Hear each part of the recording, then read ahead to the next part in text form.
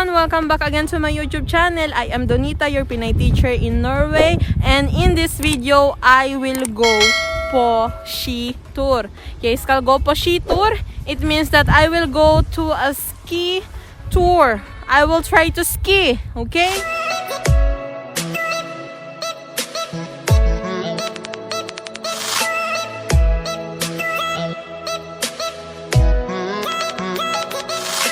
So let's go. This is my attire. Oh my goodness. And before we go to the ski tour, I want to show with you what are the ski equipments that we use in going to a ski activities, just like this. So this is the one that's to slide. If you will see the back, it's like that. And the height must be accurate to my own height. So this is ski. It is applicable to my height. I am 5'6", and have this accurately the same height of my underarm, so I can use it to balance. And the ski shoes that I'm using right now, so I'm using this brand Fisher. So this is one of the most popular brand of ski in Norway. And also you must have your warm jacket, and you must have this kind of dress. It is made of wool that makes me feel warm even I am out in a -8 degrees temperature or weather. So this is the must thing that you must have before you go to a ski tour or a ski tour. Okay, so I hope that this information is very informative with you, that can help you before you go to your ski or ski adventure. So what are we waiting for? So what we are waiting for? Go for ski tour! First we need the stove. This is what I use to stand up, to balance. And then I must put my shoes. Okay. Just put it like that and click.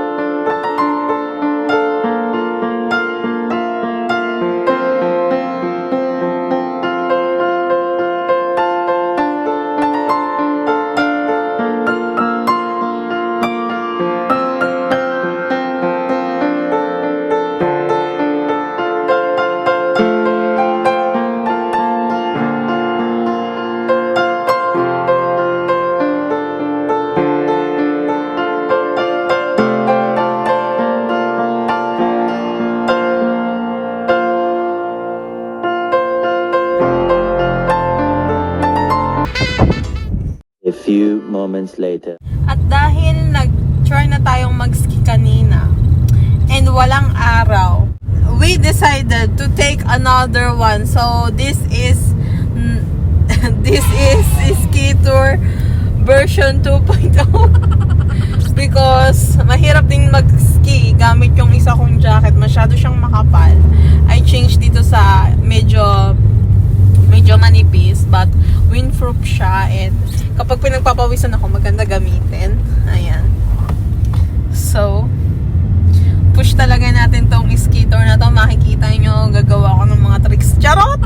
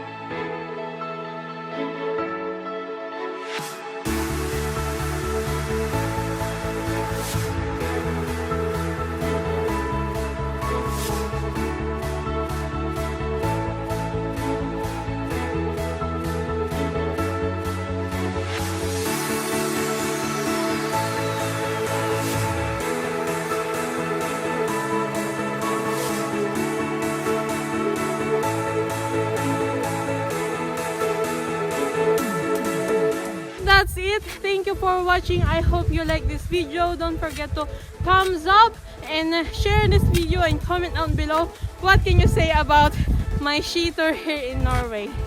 Bye!